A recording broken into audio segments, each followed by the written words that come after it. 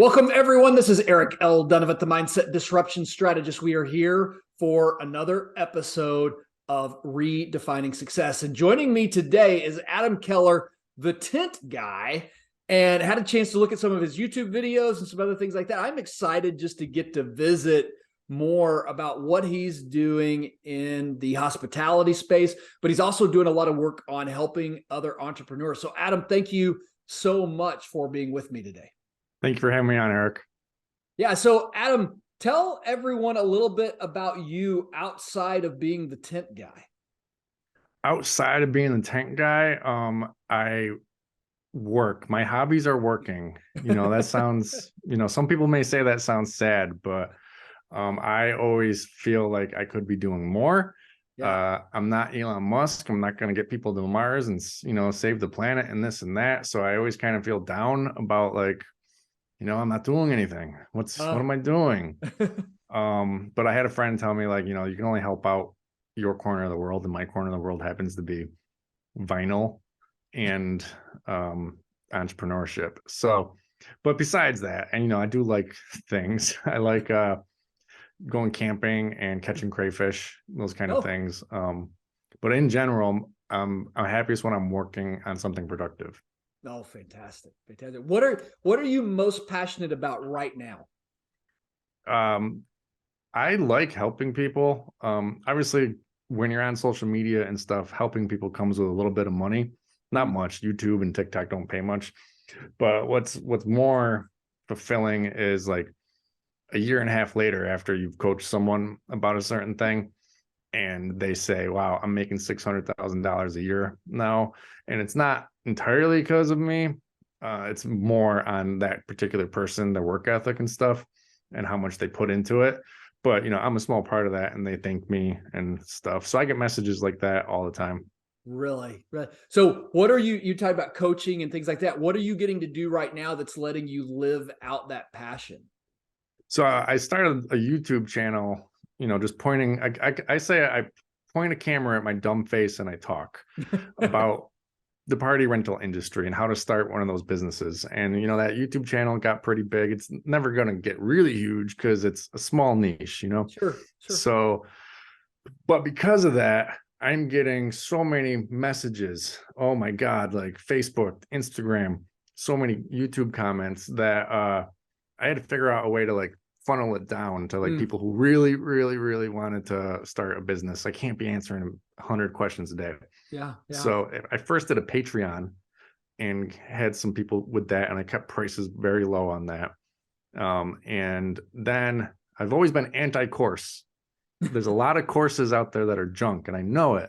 Yeah. So I was anti, but I figured, all right, let me see if people will buy it. So I put it on pre-sale, and then a bunch of people bought it. So I was like, all right, I'm gonna make a course. So I made a massive 30-hour course with so many materials and stuff in it about the party rental industry. And I didn't know what to expect. That's my first course. I didn't know what to expect. Sure. We got a 1-hour consultation, and then there's a Facebook group because I saw other courses have Facebook groups. And then I thought, we'll go live here and there in a Zoom call with all the course members who join, and it'll be like half hour, an hour, and it ends up being like 3-4 hours, and everyone's just talking, and then they're, in the group, they're sharing with other people various things, and everyone's sharing. It's kind of crazy. What brought you into this industry? I mean, what made you had to start somewhere? So how did you kind of get into this entertainment space? So I randomly met my second year roommate in college. Okay. We just met, and then we decided we're gonna be roommates. And since he was young, like 13, 14, he was working for a party rental company that has stores in multiple cities. And they had a store in the city where our college was.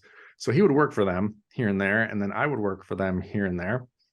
And I would just show up and do stuff. But then I parlayed that with the referral from the owner to get the summer job between college years at a local party place. And then I started seeing the invoices, and I'm like, this is what they're getting for this? This is so much money. Yeah. And so 2 weeks before college graduated, I was like, I'm going to go work in an office. Come on. So I maxed out little bit of credit cards I had and the bonds that my grandparents were buying me since I was young, which they thought was going to be a down payment on a house, but it's only $3,000 or so. And then I started out day one out of college, but I never like planned on growing it. It was just like, I'm going to make money. Mm-hmm. I didn't really plan on it being a business. At which point how far down the road? Was it pretty soon, or did it take a little while to realize that it actually was a business you could make a life out of? It took a little while because I was still trying to get that like career job. So I ended up getting a office job in a cubicle in insurance. And I was doing the tents just on the side. It was just like side money. But and I was never really thinking I'm going to leave. It was nothing negative or positive thoughts. It was just, this is what I'm doing. But people would ask for things for the next summer, and I'd say, yeah, I can do that. And then I had to get it. So I'm reinvesting, but didn't really have a plan. And then me and my ex-wife were getting married, and I was at that current job, but things were getting really busy, really busy. So we were going to buy a house. We're going to be getting married. So the office job, I like organized to have certain days off, and I would do tents and stuff. Yeah. And so I'm out doing tents on one of my days away from the office, and I get a phone call for my biggest tent for that Friday. And I'm like, I have it. I can't do it, man. I just can't do it. I'm sorry. So I got off the phone with them, and then I'm like yelling at myself, but not in a mean way. I'm with my friends. I'm just like, geez, oh my God, what? And I call them back immediately. I'm like, I'll do it. And then it just so happened the next day we're closing on our house, because I knew I needed to keep a job to close on the house. You need that. Right. Yeah. So the next day we're closing on the house. We sign the paperwork in the morning. We go to the house. Then I go into work and I say, hey, I gave my 2 weeks notice 2 weeks ago. I'm like, what? I'm like, yeah, I'm done. And they walked me out. So it was just, the entire reason I could quit that job and had to do it was because I said yes to that one job. That one tent? That one tent, and had to figure out how to get it done. Wow. You used the phrase when we start right before the show, of motivation not needed. What does that mean to you?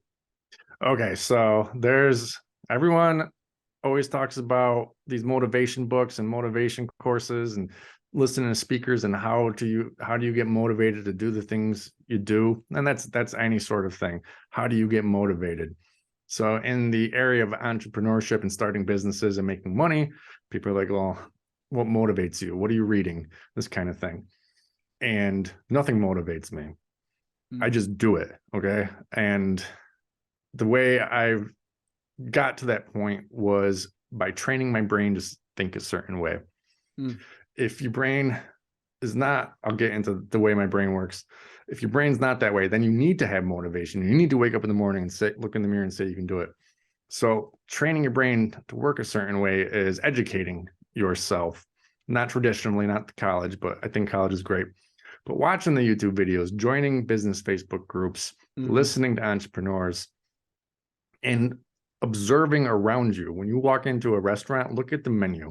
Is the menu 100 items? Is the menu 12 items that share things? Try to understand where they're making money, where they're losing money. You never even have to talk to the owner. You're just theorizing in your head. Any sort of establishment or business you walk into or person you meet that makes money, you just think, how are they making money? How is this a viable thing? How is this doing around here? And say you find a painter on YouTube, a painting business. You may not want to be a painter, but you can watch him and just start like thinking like him and listening to him. And then your brain is going to start seeing the world that way. Yeah. So when opportunities arise, which you wouldn't have recognized as an opportunity before, within minutes, you can evaluate that. Like, this is how you would make money. This is how you would lose money. This is like best practices. I can do that. Or, oh, I don't want to do that, or whatever. You no longer need motivation to help you along.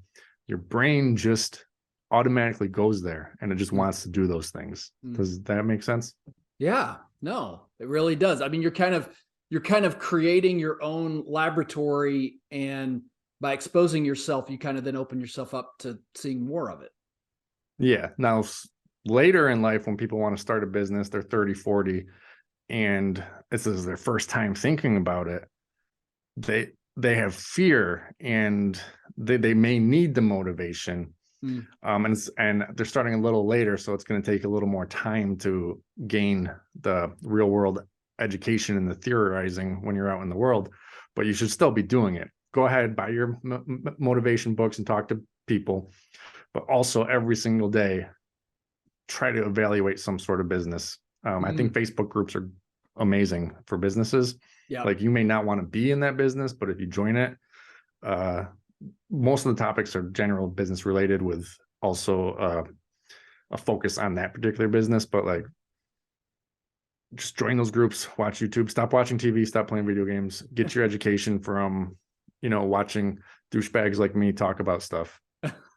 It's amazing what's changed in the last few years with YouTube and last few years, maybe more like last 10, but just how much more, I guess I would say, even education is accessible than it was. I mean, you're talking about college. And again, I think we all can agree college has its place, but a lot of education that we need and more practical is more accessible than it's ever been. Yeah, it's everywhere.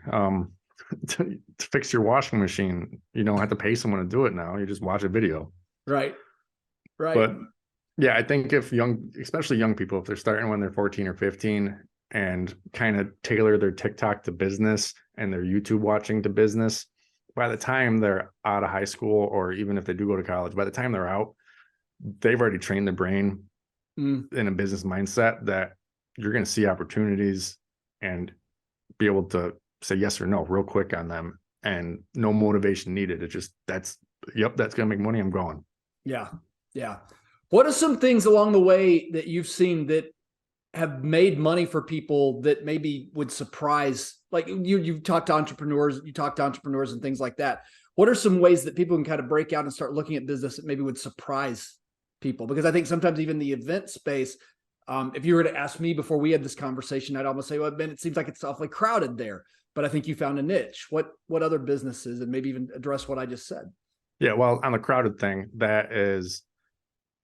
there's no crowded. For any given weekend, there's not enough equipment for most parties. Maybe like on a smaller winter weekend, but in the summer, there's so many parties happening, so many weddings, and especially during a month and a half stretch of graduation parties. Oh yeah. If you call a month ahead of your party, there's no tents available for you. And each part of the country has different wedding seasons. Mine is August, September, October. They're gone. Like, if you're trying to book a wedding right now in a tent, then they're gone. And so is everyone around me gone. There's not enough. So the event space isn't really that crowded. There's more than enough work to go around. So in the event space in particular is a crazy place that people are making money you never believe. I know a guy who owns 6 fire trucks. He has turned them kind of kid friendly. Yeah. He rents them out for $600 for the hour to have a party, and then he drives to the next one. And he's got 6, so he pays people, 5 other people to go. So he's leveraging their time, making money off of them working. That's a crazy one. I just couldn't believe that one. There is a Facebook group for that too, but there's only 3 members. The 3 dudes who are the biggest in the fire truck industry. It's fire truck party industry. Crazy things, like there's this kid on TikTok who makes a whole bunch of money just cleaning moss off of roofs. Really? Thousands of dollars a day, because it needs to come off and other people don't want to go up there. Yeah. There's this one dude I like on TikTok. He goes to a thrift store, gets a painting, and paints Star Wars or something. It's it's like a landscape painting, or there's a house or something. He paints something pop culture in there, and then he sells it for $450 or more. Some of them are going for $1,000, but before he sells it, he makes prints of it, and then the prints are reproducible over and over and over again in various sizes. So he's, and then he films the whole thing too. It's like, you can do this, but no one's going to find you. But if you put it up on TikTok and do it, then they're going to find you and then buy your stuff. Right. There's so many ways people are making money that you just never even thought of. There was one that you were doing on a foam business that really kind of surprised me, on buying like a foam sprayer or something like that for kids' parties that I'd never even thought of. Yeah, it's a big foam cannon. And usually when you say that, people are thinking bars, wet t-shirts, but what they're doing is backyard parties for kids, the 45 minutes to an hour and a half, charging $400 to $500, and they're killing it. There was a couple in the Facebook group for that foam party stuff. They They ended up with 3 their first year, and they were both able to quit their job because they made $150,000 that first year. Wow. With 3 foam cannons. Yeah. That's not something you would ever expect. No. Not something you would ever expect. Adam, as you've kind of been doing this, what have been kind of some of the biggest obstacles, especially as you've been growing this business and then even starting the YouTube and maybe even now the class and things like that? But what have been some of the biggest obstacles you've had to overcome in the frame of, the show is redefining success. So you thought you were kind of headed in one direction and realized you kind of had to shift some things to get there. Yeah. So my biggest thing is being able to have the business run itself. So a lot of people are going to start a business and they think they own a business, but really they own a job, which I owned a job for a long time where the business would not be able to exist without me. Yeah. So letting go of certain tasks has been very, very hard. In the beginning, we were working 12, 14 hours because it was me and 2 dudes. And I got sick of it. And I finally gave up control to one of the guys working with me. So we got 2 crews and life became better. And the next big thing was letting the office work go, like taking the phone calls and doing the quotes and stuff. I would work all day and then get to those at night. I finally gave that away and that became easier. So now I'm still trying to get it to be 100% without me. There's some stuff in the office that needs to be learned that then once that is done, I'm technically not needed and I can just have this as a cash flow machine. Yeah. So that's been very tough. And I started in 2005 and we're in 2023 now. And on that, 20, 30 years from starting a business, people might want to sell their business. Yeah. And when you're selling your business, hopefully it's worth a decent amount. The people coming in to buy that are generally investors. It's not another individual. It may be, but it's an investor who's got that kind of money who wants this thing for cash flow. They don't want to come in and work 80 hours a week. They can come in and work 20, maybe 40, but they don't want the entire business to rely on them. Right. So if you can't get your business to work without you, it's basically not worth anything besides the equipment in it, because there's no people out there willing to buy a job. They'll buy the business that cash flows, but not if they got to be there every single minute. Yeah, that makes a whole lot of sense. What have you learned the most maybe about kind of doing your YouTube and TikTok videos? I mean, versus starting out versus kind of where you are today, having more success with views and things like that. So I never pay attention to any of that. I'm not the typical, I call myself a douchebag who points a camera at his face. So everything I say is just authentic. I know there's, do thumbnail, do this, keywords, blah, blah, blah. I don't do any of it. My YouTube and my TikTok got big entirely on accident. But what I've learned about YouTube is that everyone in the comment section is a lot nicer than TikTok. And TikTok people are savages. They don't believe you. They call you a liar. They can't wrap their head around that whatever this person is doing or this thing that I'm saying actually makes money. But I guess, let me re-examine that. I've learned that being authentic in myself and not being like, hey guys, today, changing your voice and stuff has been the right path for me. I never started to be that guy. I'm just me on there. Yeah. And so it's not overbearing on me. So just, if you're going to teach people stuff online in your business, just be you. Don't change your voice and don't try to pander to things. Don't care about the thumbnails. If you're giving real information, people will watch you. Yeah. You were talking before we came on, you're talking a little bit about you've got a course that you've created. Tell us about that.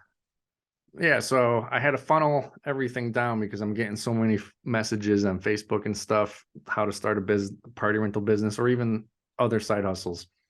And it just became overwhelming. So I did my Patreon and that did good, but still overwhelming messages each day. So I started a course, started a party rental company. And I've always been anti-courses because a lot of them are junk. I know it. Yeah. So I put it on pre-sale to see if anyone would buy it to begin with, because I feel like I've built up my authenticity. I'm not trying to bullshit you. So a bunch of people bought it. So I had to make a course. So I put everything into it. It's a 30-hour long course. It's got tons of downloadable content to help you in your party rental business. We got a Facebook group where Facebook groups are going, I thought they'd be an hour long. They're going like 3-4 hours. everyone's helping each other out with things. If they're in the same part of the country, they're like, oh, check out buying from here or whatever. So yeah, that's been cool.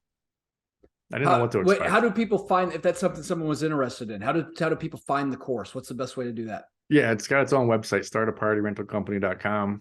You buy it, you sign right in there, and then you just go in and you go through the videos, and then in the course is the link to the Facebook group and the link to set up a one-on-one consultation.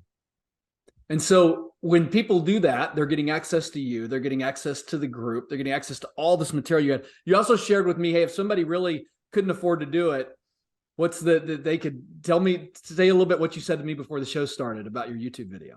Yeah, so I'm not a good salesman. I mean, this book behind me, I wrote this book the other day or a few weeks ago and came out, and I told people on TikTok I wrote a book, but don't buy it because everything that's in there is going to be a video.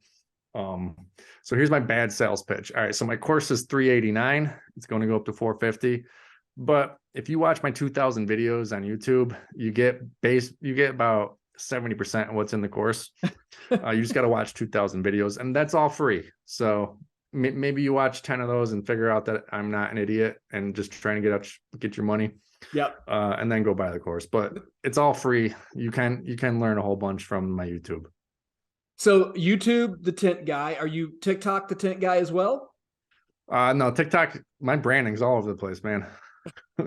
My YouTube is the tent guy. My course is startapartyrentalcompany.com, and my TikTok is real world side hustles because it's mostly it's more broad. Yeah.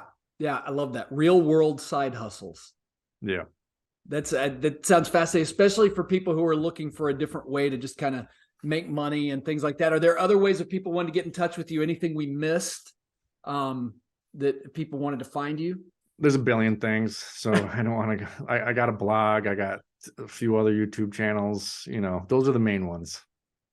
Adam, is there anything that we didn't get a chance to talk about today that you wanted to make sure you had a chance to share? Yeah, I got good at this one. We'll make this one quick. So what business I'm in? I do party rentals. So what business would you say is my main thing? Well, people. And events, right? I mean, I guess that'd be my next. People's the best one I heard so far. So most people are going to say events, parties, but that's not what I do. That is the end result of what I do. What I do is material handling and logistics. Oh, and once I realized that, I was able to make more profit, and more profit at the end of the day is better than revenue and working later hours and stuff. So every business out there thinks they're in a certain business, and usually it's just the end result of their business, but they're not in that business. I was talking to a chiropractor who had 40 clients. He thought he was a chiropractor, and he is. That's the end result of what he is. But then he started doing some TikToks and some funny Instagram things and some educational things and putting them all over the place. And then he went from 40 people to 400 people a month. And he realized his business that he's actually in is client acquisition or marketing. Yeah. And so he can focus most of his time on that and let his staff handle the chiropractic, and he can do it. So I focus on material handling logistics because I got to figure out how to get stuff from the warehouse to the truck to the site and reverse. That's all I do every day. And once I realized that, my business was able to grow a lot larger. So anyone out there, like whatever business you're in, it might not be what you think it is. It might not be the end result. It might be something completely different. That's such a good statement. I was thinking, I'm going to tell you why I said people is because the way that the tent comes together, and everything is about how people feel about the event. Like you have a lot to do with the atmosphere of the event. Yeah, that was actually that. You're the first person who said that. So sometimes I include material handling, logistics, and customer service. So the people customer service one, but customer service is like, you wouldn't believe, like we may only spend 5 minutes on the phone with someone for a $20,000 wedding. and then we never talk to them again until we show up. So like, to me, customer service is just like, you just have a good website and, a good reputation. We don't really We'd spend a whole lot more time on the phone if you didn't show up, which takes me back to, you're exactly right on your logistics comment. Yeah, exactly. If your materials and logistics didn't work out when I needed you to be there, we'd be spending a whole lot more time on the phone. So you know who your audience is. That's very good. Last question, always the same. So in the next few generations, what do you hope that the people who knew you and pass on your memory, what do you hope that gets passed on and was remembered about you? Right. So as we talked before, I don't have kids. I had a former stepkid. I mean, we're still close. I'd never plan on having kids. So it's going to be the people's lives that I affect, whether it's the friends that I've helped start businesses or the random people who, went from $0 to $600,000 in 1 year. If they remember me, if they tell down the line, and I'm going to have a presence online for a while too. Hey, that's the guy who helped my great grandfather start this business that we still own, kind of thing. That guy right there is the reason why we're right here. That's beautiful. Adam, thank you so much for being here. Thank you for having me on. Yeah, absolutely. It's been just a joy. Everyone, make sure, definitely the tent guy on YouTube. I really enjoyed the videos that you had up there. And then what's your side hustle on TikTok? I'm sorry. Real world side hustles. Real world side hustles. I highly recommend you go check that out too. I watched a couple of those and was really kind of impressed just with the way that you're helping people and kind of giving them perspectives and ideas. So Adam, thank you for everything that you're doing for helping entrepreneurs out there. And thank you for being here today. Yeah, thanks, man. Yep. Everyone, we will be with you again next time. Have a fantastic day. God bless you.